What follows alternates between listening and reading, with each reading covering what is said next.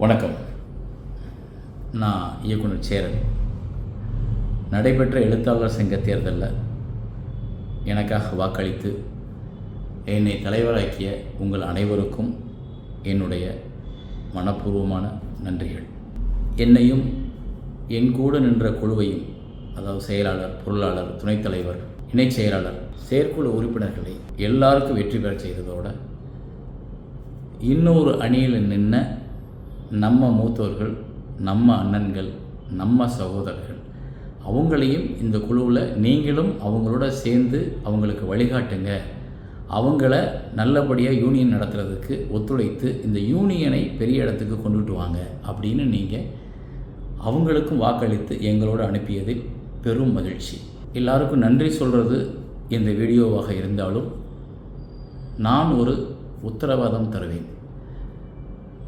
சொன்ன வாக்குறுதிகளை முழுதாக நிறைவேற்றுவதற்கு 24 மணி நேரம் நானும் என்னுடைய அணியினரும் உழைக்க தயாராக இருக்கிறோம். அதே போல் நீங்களும் உங்களுடைய கருத்துக்களை, உங்களுடைய எண்ணங்களை, நீங்கள் இந்த சங்கம் எப்படி இருந்தால் இன்னும் சங்க உறுப்பினர்களுக்கு நலம் கிடைக்கும் என்று உங்கள் யோசனையில், இங்கே எல்லாருமே ஒவ்வொரு விதமாக வித்தியாசமாக வேறு மாதிரி திங்க் பண்ணுறவங்க. ஸோ அப்போ அந்த சிந்தனையை நான் உங்கள்கிட்ட எடுத்துக்கணும்னு நினைக்கிறேன். அதற்காக காலம் குறித்து ஒரு 15 பேர் அல்லது 20 பேர் 20 பேராக உங்கள் எல்லாரையும் நாங்கள் கூப்பிட்டு பேசுவோம். எங்களுடைய முடிவு, எங்களுடைய எண்ணங்கள், எங்களோட சிந்தனைகள் மட்டுமே இந்த சங்கத்தை இயக்கிட முடியாது.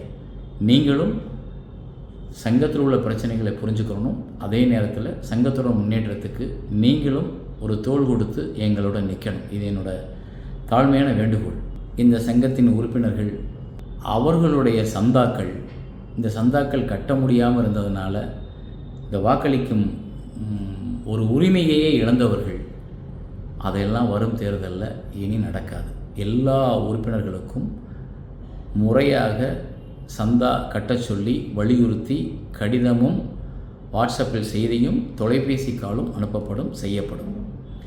இதில் ஒரு 108 பேர் எனக்கு அவங்க கட்டாமல் இருந்ததே ஒரு பெரும் மன உளைச்சலை ஏற்படுத்திச்சு.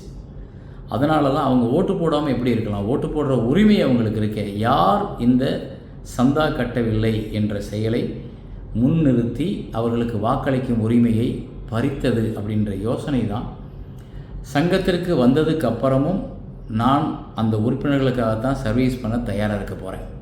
அப்போ வருவதற்கு முன்னாடியே அவங்களுக்கான சர்வீஸை தொடங்கினால் என்ன என்ற நல்லெண்ணத்தின் அடிப்படையில் தான் 108 பேரில் கிட்டத்தட்ட ஒரு 60-65 பேருக்கு நானே நேரடியாக தொடர்பு கொண்டு, நீங்கள் என்ன சந்தா கட்டலை, கட்டணும், கட்ட முடியுமா, கட்டுறீங்களா, கட்டினா தான் வாக்களிக்க முடியும் அப்படின்னு சொல்லி ஒரு 10-20 பேர் நேரடியாக கட்டினாங்க.